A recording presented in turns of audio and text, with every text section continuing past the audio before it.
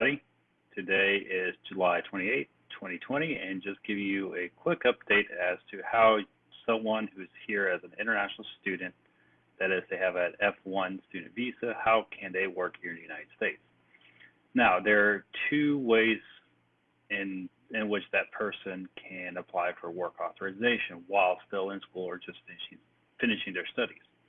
The first option is what's called Curriculum Practical Training, or CPT. Now, every university has what's called a Designated School Official, a DSO, and they're the ones who can authorize a student to work in a job that's in their field of study. So let's say they're studying engineering, they can be working with some type of company that will apply their skill set. If they're in nursing school, they may be able to work as a nurse's aide at a hospital or a private clinic. Typically, the CPT is limited to one employer at a time. You can switch employers, of course, with the permission of the school's DSO, but you're going to need to apply for a different, you're going to have to apply for permission each time that you're switching employers. Now, the downside of this is that once you have been working as CPT for a full year, you can't apply for what's called OPT. OPT typically occurs after somebody has finished their studies.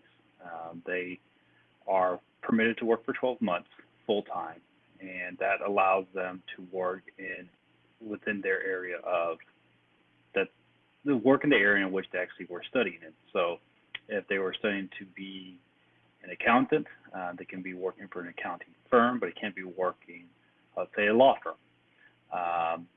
And the upside is that you can always renew your OPT if you change to a different university. There are ways in which you can extend that option. Now, it's really important for individuals who are actually interested in working while they're here in the United States to get this designation from their DSO before they start working. Because the problem is that if you are coming and going into the United States, let's say you leave for summer vacation, spring break, winter break, and you come back in and the Customs Border Patrol officer at the airport looks into your phone, looks in your LinkedIn account, and sees, hey, you've been working here in the United States, at least that's what it says on LinkedIn. How are you doing so when you don't have work authorization? Well, the fact of the matter is, if you are caught working without permission from the United States government, you can be banned, you can be removed from the United States and banned from coming back in for 5 years.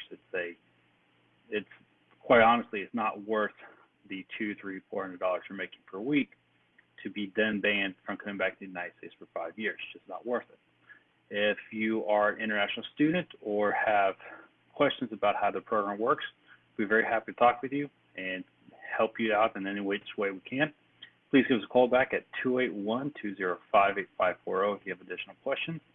And again, my name is Luis Hess, and if you have any questions regarding the CPT or OPT program, please give us a call. The telephone number here is 281-205-8540. Thank you.